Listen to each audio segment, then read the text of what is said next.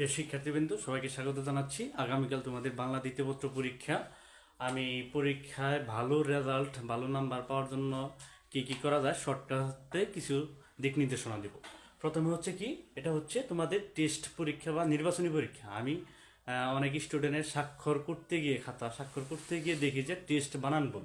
অনেক জায়গায় অনেকে টেস্ট বানান ভুল করে। আসলে টেস্ট বানান হবে কি, শুদ্ধভাবে হবে দন্ত ছয় টয়, অনেকে দিছে কি মূর্ধন্য ছয় টয়। আবার অনেকে লেখে নির্বাচনী। নির্বাচনী কি, আমরা অনেক আগে থেকে নির্বাচনী বানান দিয়ে আসছি দীর্ঘইকার দিয়ে। আসলে শুদ্ধ বানান হবে নির্বাচনী রস্যইকার দিয়ে। এখন বাংলা তৃতীয় পত্র পরীক্ষা আগামীকাল তোমাদের, তোমরা বিশেষ করে অনেকেই রচনাগুলাতে এবং নং প্রশ্নের উত্তর বিভিন্ন কালার কলম ব্যবহার করা। আসলে পরীক্ষার খাতায় তিনটি জিনিস ব্যবহার করা যাবে। এক হচ্ছে পেন্সিল, দুই হচ্ছে কালো কালার কলম, এবং হচ্ছে নীল কালার। অনেকে সবুজ কলম দিয়ে লেখে। আসলে সবুজ কলম দিয়ে লেখার কোনো নিয়ম নাই, তাই তোমরা নীল কালারের কলম ব্যবহার করবা। আর অনেকেই নং প্রশ্নের উত্তর লেখে। অনেকের নং প্রশ্নের উত্তর লেখে কিভাবে, এক নং প্রশ্ন উত্তর, এইভাবে এইভাবে দিয়ে দেয়। কিন্তু আসলে এটা হচ্ছে পুরো একটি ভুল। কারণ হচ্ছে কি, দেখো এখানে আছে প্র দিয়ে বিসর্গ দেয়, এতে কি আসলে কি প্রশ্নের হয়েছে? আর একটা দেখি উ দিয়ে বিসর্গ, এতে কি উত্তর হয়েছে? দেখো এটা বুঝাইতে গেলে আসলে অনেক কিছু বোঝাতে হবে। যেমন আমরা মোহাম্মদ লিখি, মোহাম্মদ লিখি ম দিয়ে বিসর্গ। তারপর মুসাম্মদ লিখি বিসর্গ, ডাক্তার লিখি বিসর্গ। এটা পুরা একটা ভুল। অথচ আমরা এইভাবে সবাই যুগের পর যুগ এগুলো ভুল করে আসতেছি। আসলে হবে কি, দেখো আমি যদি বলি বা, তাহলে এটা যদি সংক্ষেপে লিখি তাহলে হবে কি, বা দিয়ে বিসর্গ। তাহলে বা, বা দিয়ে বিসর্গ যদি হয়, উচ্চারণ হইতেছে কি, এই বিসর্গটা উচ্চারণ হচ্ছে হ, বাহ। তাহলে যদি মো দিয়ে বিসর্গ দিই হবে কি, মোহ। যদি মুসা দিয়ে বিসর্গ দিই তাহলে হবে কি, মুসা। আবার যদি ডা দিয়ে বিসর্গ দিই, ডাহ ডাহ, এরকম হবে। আসলে এটা পুরা একটি ভুল। আসলে যদি আমরা, যেমন ইংলিশে যদি আমরা লিখি এমডি, এমডি দিয়ে ডট দিই, এরকম কি ডাক্তার, ডি দিয়ে আর দিয়ে ডট দেওয়া থাকে। অথচ বাংলায় লিখতে গেলে আছে কি বিসর্গ। তা একটা পুরা একটি ভুল এখানে হচ্ছে আমাদের। যদি মোসাম্মদ, মোহাম্মদ, ডাক্তার, ডাক্তার এগুলো যদি সংক্ষেপে লিখতে যাই তাহলে একদম মোহাম্মদ লেখা যাবে শুদ্ধ বানান যেটা, মু দিয়ে দশমিক, মোসাম্মদ মু দিয়ে দশমিক, ডাক্তার ডা দিয়ে দশমিক। তাহলে আমরা যদি এখানে লিখি এক নং প্রশ্ন, আসলে উত্তর যদি এইভাবে লিখি তাহলে এখানে কি কি ভুল হচ্ছে, এক নং এগুলো হচ্ছে। আর যদি আমরা একদম যদি ঠিকভাবে লিখি তাহলে কিভাবে হবে, এক নং প্রশ্নের উত্তর, দুই নং প্রশ্নের উত্তর, আমরা এগুলা কিভাবে লিখবো? অথচ আমরা কিন্তু এগুলা প্রত্যেকেই প্রতিনিয়ত ভুল করে আসতেছি। তাহলে যদি আমি বা তোমরা যদি ভালোভাবে লেখো তাহলে লিখবা এক নং প্রশ্নের, এভাবে পুরা লিখে দিবা, এক নং প্রশ্নের উত্তর, এভাবে লিখে দিবা। এখানে কিন্তু লিখতে সময় লাগে না। এরপরে দাঁড়িয়ে দিয়ে প্রশ্নের উত্তর লেখা শুরু করবা। এখন দেখো বাংলা দ্বিতীয় পত্রে প্রথম প্রশ্নটা আসে কি, এক নম্বর প্রশ্নে আসে কি উচ্চারণ, উচ্চারণ নির্ণয়। যেহেতু এর আগে তোমাদের প্রি টেস্টে আসছিল অধ্বনি উচ্চারণের নিয়ম, তাহলে সেই হিসেবে এবার আমার দিক থেকে সর্বোচ্চ ইম্পর্টেন্ট হচ্ছে এই ধ্বনি উচ্চারণের নিয়ম। তাহলে তোমরা এই ধ্বনি উচ্চারণের নিয়মটা একটু ভালোভাবে পড়বা। এছাড়া বফলা, মফলা, জহলা আছে, এগুলো একটু দেখে যাবা।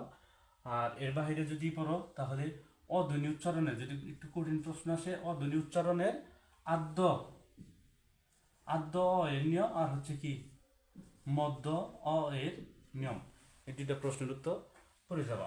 আর অনেকে একটা জিনিস ভুল করে, তা হচ্ছে এক নম্বরে কিন্তু বিকল্প প্রশ্ন অথবা প্রশ্ন হিসেবে আসে কি উচ্চারণ নির্ণয়। উচ্চারণ নির্ণয় আসে। উচ্চারণ নির্ণয়ের ক্ষেত্রে তোমরা কি, যেমন প্রথমে হচ্ছে শব্দটা লিখে নিবা। এখানে হচ্ছে প্রদত্ত শব্দ লিখে নিতে পারবো উপরে, প্রদত্ত শব্দ, প্রদত্ত শব্দ দিয়ে এ পাশে লিখে নিবা শুদ্ধ উচ্চারণ, শুদ্ধ উচ্চারণ। এখানে প্রদত্ত শব্দের মধ্যে যেমন আসছে আসছে জিহ্বা, এটা এটা যা হবে এপাশে লিখে দিবা জিহ্বা, এভাবে লিখে দিবা প্রদত্ত শব্দের, এভাবে এখানে প্রদত্ত শব্দ আর এখানে কি শুদ্ধ উচ্চারণ। এরপরে 2 নং প্রশ্নে আসে কি, 2 নং প্রশ্নে আসে হচ্ছে আধুনিক বাংলা বানানের নিয়ম, মানে বানানের নিয়ম থেকে যে কোনো 5টা বানানের নিয়ম আসে, অথবা আধুনিক বাংলা বানানের নিয়ম, না হয় আসে কি বাংলা একাডেমি প্রমিত বাংলা বানানের নিয়ম।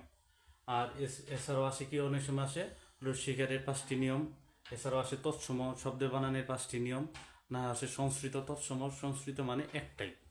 আর এর বাইরে যদি আসে তাহলে অতৎসম আসে। তাহলে আমি এছাড়াও আছে কি নত্যবিধান সত্যবিধান আসে। আমি তোমাদেরকে একটি পরামর্শ দিই, 2 নং প্রশ্নের উত্তর জন্য তোমরা নত্যবিধান সত্যবিধান এই টপিকটা ভালোভাবে পড়বা। আর যদি এটা পড়ো, এখান থেকে তোমার হচ্ছে যদি আধুনিক বাংলা বানানের নিয়ম আসে এখান থেকে যে কোনো 5টা দিবা তা হবে, যদি বাংলা একাডেমি প্রমিত বাংলা বানানের নিয়ম আসে যে কোনো 5টা দিবা তা হবে। এছাড়া যদি তোমার এখান থেকে যদি আসে যে নত্যবিধান সত্যবিধানের নিয়ম, তা দিলে যে কোনো 5টা দিবা তা হবে। আর এর বাইরে যদি আসে তৎসম বানানের 5টা নিয়ম, এখান থেকে যে কোনো 5টা দিবা তা হবে। যদি সংস্কৃত শব্দের বানানের 5টা নিয়ম আসে এখান থেকে 5টা দিবা। তাহলে তুমি যদি এই নত্যবিধান সত্যবিধান ভালোভাবে পড়ো তাহলে মোটামুটি বেশ কয়েকটা প্রশ্নের অ্যান্সার করতে পারবা। সেই হিসেবে আমার টেস্ট পরীক্ষার জন্য আমার মতে ইম্পর্টেন্ট হচ্ছে নত্যবিধান সত্যবিধান, অর্থাৎ তৎসম শব্দের বানানের যে কোনো 5টা নিয়ম। আর এখানে বানানের শুদ্ধ বানানের নির্ণয় আসে, যেমন পরীক্ষায় যদি আসে এগুলো ওইরকমভাবে লিখবা যে প্রদত্ত শব্দ আর এই পাশে লিখে নিবা হচ্ছে শুদ্ধ বানান লিখে নিবা, শুদ্ধ বানান লিখে নিবা। প্রদত্ত শব্দের মধ্যে যেমন আকাঙ্ক্ষা আসলো, আকাঙ্ক্ষাটা লিখে নিবা, আকাঙ্ক্ষা পরীক্ষা আসে এইভাবে, আকাঙ্ক্ষা শুদ্ধ বানানে হবে কি আকাঙ্ক্ষা। ওমর উপরে কিন্তু কখনো মাত্রা দেওয়া যাবে না, আকাঙ্ক্ষা এভাবে লিখে নিবা। আর এখানে আরেকটা জিনিস বিকল্প হিসেবে লিখে নিতে পারো, যদি প্রদত্ত শব্দ না দেও তাহলে এখানে দিতে পারবা অশুদ্ধ দিয়ে নিবা এই পাশে, আর এই পাশে দিয়ে নিবা শুধু শুদ্ধ, অশুদ্ধ শুদ্ধ। এরপরে 3 নম্বর প্রশ্নে বেশিরভাগই আসে কি হচ্ছে ব্যাকরণিক শব্দ শ্রেণী পদশ্রেণী, এখান থেকে প্রশ্ন আছে। একটা হচ্ছে রচনামূলক একটা প্রশ্ন, আর একটা আছে একটা অনুচ্ছেদ আছে। এখন এই অনুচ্ছেদে বেশিরভাগই আছে হয়তোবা বিশেষ্য নির্ণয়, না হয় বিশেষণ নির্ণয়। কিন্তু এখন তোমরা আমি দেখি অনেকেই যে অনুচ্ছেদটা আছে এই অনুচ্ছেদটা পুরাটা লেখা নাও, পুরাটা অনুচ্ছেদটা লেখো। অনুচ্ছেদ লিখে এখন যদি বিশেষণ চায় তাহলে বিশেষণের নিচে দাঁড়িয়ে দাও এরকম ভাবে দাঁড়িয়ে দাও। দেখা যাচ্ছে এতে তোমার পুরো অনুচ্ছেদটা লিখতে এখানে অনেকটুকু সময় লাগে। সেই হিসেবে আমার ক্ষেত্রে শুধু যে শব্দটা বিশেষণ, শুধু যে 3 নং প্রশ্নের উত্তর এইভাবে লিখে নিয়ে সেটা নিম্নে 5টি বিশেষণ দেওয়া হলো। যেমন 1 নম্বরে বিশেষণ দিলাম ঠান্ডা দিয়ে দাঁড়িয়ে দিয়ে দিলাম, আন্ডারলাইন করে দিলাম। তারপর 2 নম্বরে আসলো সবুজ হবে, ধরলাম সবুজ হবে, সবুজ লিখে দাঁড়িয়ে দিয়ে দিলে নিচে আন্ডারলাইন করে দিলেই হবে, এভাবে দিলে একদম হয়ে যাবে। এরপর 4 নম্বর প্রশ্নের ক্ষেত্রে আসি কি, 4 নম্বর প্রশ্নে আসে হচ্ছে বাক্য পরিবর্তন আসে। বাক্য পরিবর্তনের এবারের জন্য সবচেয়ে ইম্পর্টেন্ট হচ্ছে যেহেতু গতবার আসছিল প্রি টেস্টে আসছিল তোমাদের হচ্ছে সার্থক বাক্যের গুণ। আর এবার আমার হিসেবে গঠন অনুসারে বাক্য কত প্রকার, কি কি এগুলা উদাহরণ সহ সংজ্ঞা সহ লিখবা। আর এখানে ভালো নাম্বার পাওয়ার জন্য আমরা যে বিষয়টা দেখি তা হচ্ছে প্রথমে বাক্যের সংজ্ঞা লিখবা। বাক্য থেকে যে প্রশ্নে আসুক আগে বাক্যের সংজ্ঞা লিখবা। যেমন বাক্যের সংজ্ঞা হচ্ছে কি, যে সুবিন্যস্ত পদ সমষ্টি দ্বারা কোনো বিষয়ে বক্তার মনোভাব সম্পূর্ণরূপে প্রকাশিত হয় তাকেই বাক্য বলে। এটা লিখে সেটা পরে লিখবা। যদি গঠন অনুসারে আসে, গঠন অনুসারে বাক্য কত প্রকার, 3 প্রকার। কি কি? সরল বাক্য, 2 নম্বর জটিল বাক্য বা মিশ্র বাক্য, 3 নম্বর হচ্ছে যৌগিক বাক্য। এরপরে হচ্ছে সরল বাক্যের সংজ্ঞা লিখবা, লিখে সেটা একটা উদাহরণ দিবা। তারপরে হচ্ছে জটিল বাক্যের একটা সংজ্ঞা লিখবা, সংজ্ঞা লিখে একটা উদাহরণ দিবা। এরকম ভাবে যৌগিক বাক্য লিখবা, যৌগিক বাক্যের সংজ্ঞা লিখে উদাহরণ লিখবা। তাতে দেখা গেল যে 5-এর মধ্যে 5 বা 4 নাম্বার পাবা ইনশাল্লাহ। এরপরে যে প্রশ্নটা আসে সেটা হচ্ছে বাক্য শুদ্ধিকরণ। বাক্য শুদ্ধিকরণ আছে। বাক্য শুদ্ধিকরণের ক্ষেত্রে হচ্ছে তোমার বানানগুলা তোমার অগাধ অনেক বানানের নিয়ম জানতে হবে। বানানের যে অপপ্রয়োগ, বাক্যে যে অপপ্রয়োগ আছে এগুলা জানতে হবে। এগুলা জানলে তুমি ভালো হবে। আর বিকল্প প্রশ্ন হিসেবে আরেকটা কিন্তু 3 নম্বরে 4 নম্বরে কিন্তু উপসর্গ থেকে প্রশ্ন আসে। যেহেতু এর আগে উপসর্গ থেকে প্রশ্ন আসছিল যে উপসর্গ অর্থবাচকতা নেই কিন্তু অর্থদ্যোতকতা আছে, আর যেহেতু এটা প্রি টেস্টে আসছিল সেই হিসেবে এবার তোমাদের জন্য হচ্ছে উপসর্গের শ্রেণী বিভাগ এটা আসার সম্ভাবনা বেশি। এখন উপসর্গ থেকে যদি প্রশ্ন আসে যে উপসর্গের শ্রেণী বিভাগ, তাহলে তুমি কেমনে লিখবা? প্রথমে হচ্ছে উপসর্গের সংজ্ঞাটা লিখবা, এরপর হচ্ছে উপসর্গ কত প্রকার, আমি এগুলো ক্লাসে পড়াইছি বা দেখাইছি তোমাদেরকে। যেমন উপসর্গ হচ্ছে কি, যে অব্যয়বাচক শব্দাংশ ধাতু শব্দের পূর্বে বসে নতুন শব্দ তৈরি করে অর্থের পরিবর্তন, পরিবর্ধন, সম্প্রসারণ ও সংকোচ করে তাকে উপসর্গ বলে। এখন উপসর্গ কত প্রকার? 3 প্রকার। বাংলা উপসর্গ বা খাঁটি বাংলা উপসর্গ, তৎসম উপসর্গ বা সংস্কৃত উপসর্গ, আর হচ্ছে বিদেশি উপসর্গ। আবার বিদেশি উপসর্গের মধ্যে আছে কি, বিদেশি উপসর্গের মধ্যে আসছে ফার্সি উপসর্গ, আরবি উপসর্গ, ইংরেজি উপসর্গ এবং উর্দু বা হিন্দি উপসর্গ, এভাবে লিখব। আবার অনেক সময় উপসর্গ থেকে আসতে পারে কি যে কোনো কয়েকটা উপসর্গ থাকতে পারে, ওইগুলো দিয়ে শব্দ গঠন এভাবে। এরপর হচ্ছে নির্মিতি অংশ। নির্মিতিতে হচ্ছে 70 নাম্বার। এর হচ্ছে প্রথমে আসে কি পারিভাষিক, আর হচ্ছে আসে অনুবাদ। সেই হিসেবে আমার হিসেবে পারিভাষিক থেকে তোমরা অ্যান্সার করবা, কারণ হচ্ছে পারিভাষিক শব্দে কিন্তু প্রায় 14টা থেকে 15টা শব্দ থাকে। এখান থেকে যে কোনো 10টা যদি তুমি লেখো, এখানে যদি 10টা হয় তাহলে কিন্তু অবশ্যই তুমি 10-এ 10 পাবা। কিন্তু যদি তুমি অনুবাদ লেখো তাহলে কিন্তু কখনো 10-এ 10 দেয় না কেউ। এতে দেখা যায় যে 6, 7, সর্বোচ্চ 8 এরকম দেয়। অথচ তুমি কিন্তু পারিভাষিক শব্দ যদি দাও তাহলে কিন্তু পারিভাষিক শব্দে তোমার হচ্ছে 10টায় যদি হয় তাহলে 10 পাওয়া সম্ভব। এরপরে আসে কি দিনলিপি। আর হচ্ছে এর বিকল্প হিসেবে আসে হচ্ছে প্রতিবেদন। এখানে প্রতিবেদন লিখতে গেলে প্রতিবেদন বিভিন্ন ধরনের আছে, এগুলা একটু পড়তে হবে। এগুলা পরে দিতে পারবা। আর যদি দিনলিপি পড়ো তাহলে দিনলিপি আসবে, দিনলিপি লেখার নিয়ম। এগুলা দিনলিপি লেখার নিয়মের প্রথমে উপরে তারিখ লিখতে হবে। যেমন যদি লেখা 4 তারিখ, 4/1/2025, প্রথমে এটা লিখতে হবে। এরপরে হচ্ছে সময় লিখতে হবে। সময় যেমন রাত, বেশিরভাগই কিন্তু রাত লিখতে হবে। রাত 11টা 50 মিনিট। 11টা 50 মিনিট। এরপরে বার লিখবা। বার যেমন হচ্ছে শনিবার লিখলাম। এরপরে হচ্ছে স্থানের নাম লিখতে হবে, যেমন মধ্যপুর টাঙ্গাইল।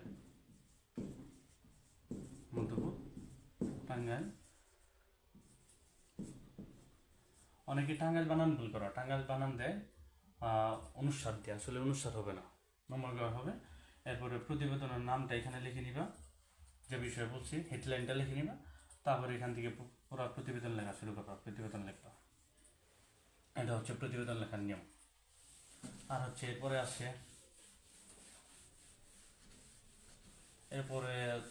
দেখা গেল যে এরপরে বৈদ্যুতিক চিঠি আসে। আর হচ্ছে আবেদনপত্র। আমার হিসেবে তোমরা সবাই বৈদ্যুতিক চিঠি অর্থাৎ ইমেল লিখবা। এখন ইমেল লেখার নিয়ম হচ্ছে, ইমেল তো তোমাদের খাতাগুলা সবাই পেন্সিল দিয়ে মার্জিন দেওয়ার চেষ্টা করবা। যেমন হচ্ছে এটা কি খাতা, এটা মার্জিন দিছ হচ্ছে। এরপরে হচ্ছে প্রতিবেদনে ইমেইলে হচ্ছে একটা বক্স আঁকাতে হবে।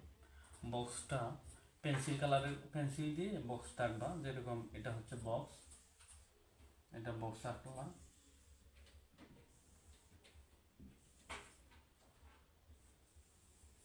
এরকম ভাবে বক্স এঁকে নিবা। প্রথমে দিবা ফ্রম, এরপরে ক্লোন দিবা। আর এরপরে বক্সে দিবা 2 ক্লোন দিবা, এরপরে দিবা সিসি, এরপরে বিসিসি, এরপরে বিসিসি, এরপরে হচ্ছে সাবজেক্ট। অনেক জায়গায় এরপরে টেক্সট থাকে, এগুলো দিলে দিতে পারবা, না দিলে দিতে পারবা, না দিলেও হবে, সমস্যা নেই। এখন ফ্রম মানে কি, তুমি যে পাঠাচ্ছ এইখানে তোমার মেল অর্থাৎ তোমার জিমেলটা দিবে। যেমন হচ্ছে অনেকে জিমেলের ক্ষেত্রে দেখা গেল যে প্রথম অক্ষর বড় হাতের দেয়, এখানে প্রথম অক্ষর বড় হাতে দেওয়া যাবে না। যেমন ধরো যে তুমি তোমার নাম হচ্ছে কি, যেমন তোমার নাম ধরলাম সুমন, তাহলে তুমি সুমন এসটা ছোট হাতে দিবা, সুমন @ বা 1 2 3 যা আছে এগুলো লিখবা, 1 4 5 ধরলাম আছে, পরে @gmail.com, gmail.com এইভাবে লিখে নিবা। আর তুমি কার কাছে পাঠাচ্ছ, ধরো সাকিবের কাছে পাঠাচ্ছ, তাহলে এখানে সাকিব লিখবা, প্রথম অক্ষর বড় ছোট হাতের, সাকিব 7 ধরলাম 8 5 আছে @gmail.com, এভাবে লিখে নিবা। এরপর হচ্ছে প্রশ্ন হচ্ছে অনেকের সিসি বিসিসি সার্কেল লিখবে, এগুলো কোনো কিছু লেখার দরকার নেই। সাবজেক্ট ধরো যে আসছে কি নববর্ষের শুভেচ্ছা, তাহলে এখানে শুধু লিখবা নববর্ষের শুভেচ্ছা, নববর্ষের শুভেচ্ছা। এরপরে লেখা শুরু করবে, এখানে প্রিয় লিখে নিলাম, নাম লিখে নিলাম, লিখে তারপর আচ্ছা। এখন ইমেলটা হচ্ছে একদম ছোট করে লিখবা। অনেকেই দেখি যে অনেক বড় লেখে, তারপর হচ্ছে অনেকে আমি দেখি যে প্রথমে মেইলে লেখা আসসালামু আলাইকুম, কেমন আছো, আশা করি আল্লাহর রহমতে ভালো আছো, পরিবারের সবাই কেমন আছে, তারপর লাস্টে আবার লেখে তোমার পিতামাতাকে আমার সালাম জানাইও, এইভাবে লেখে। এত কিছু লেখার দরকার নাই। যদি আসে যে নববর্ষের শুভেচ্ছা, তাহলে প্রথমে লিখবা শুভ নববর্ষ, শুভ নববর্ষ। এত কিছু লেখার দরকার নেই, সালাম দেওয়ার দরকার নাই, কেমন আছো, আশা করি ভালো আছে, এগুলো লেখার দরকার নেই। যদি বাই চান্স যদি আসে হচ্ছে জন্মদিনের শুভেচ্ছা, তাহলে প্রথমে লিখবা শুভ জন্মদিন, এগুলা লিখে নিবা। এত বিস্তারিত লেখার দরকার নাই, যত সংক্ষেপে লেখা যায় কয়েকটা বাক্যে লিখে শেষ করে দিবা। এরপরে হচ্ছে আসে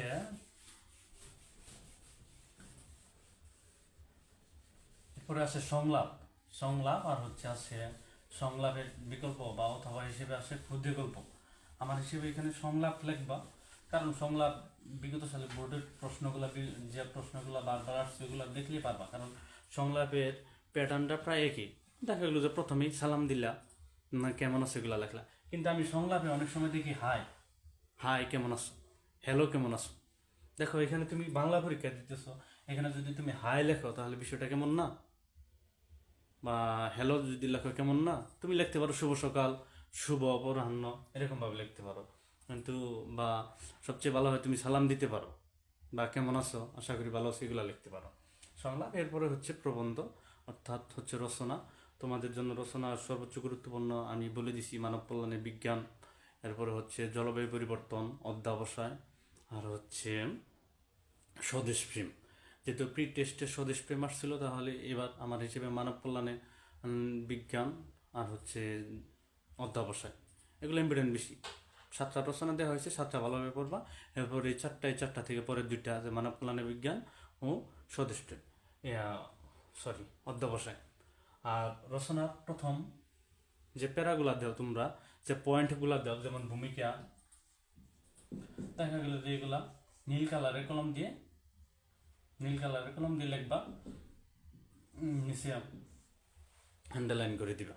আর এখানে যে বিভিন্ন উক্তি, বিভিন্ন মন্তব্য, বিভিন্ন কোটেশন যে দেও, এগুলো হচ্ছে নীল কালারের কলম দিয়ে লিখবা। হ্যাঁ, পয়েন্টগুলো নীল কালারের কলম দিয়ে লিখবা সুন্দর করে। আরেকটা জিনিস খেয়াল রাখবা, ভূমিকাতে এবং উপসংহারে যাতে কোনো রকম কাটাকাটি না হয়, দুটা একটু সুন্দরভাবে গোছালোভাবে, এবং যাতে বানান ভুল না হয়, এগুলো একটু খেয়াল রাখবা। এভাবে লিখবা। সবাইকে ধন্যবাদ। আমি দেখি সাজেশন দেওয়ার চেষ্টা করবো। সবাইকে ধন্যবাদ।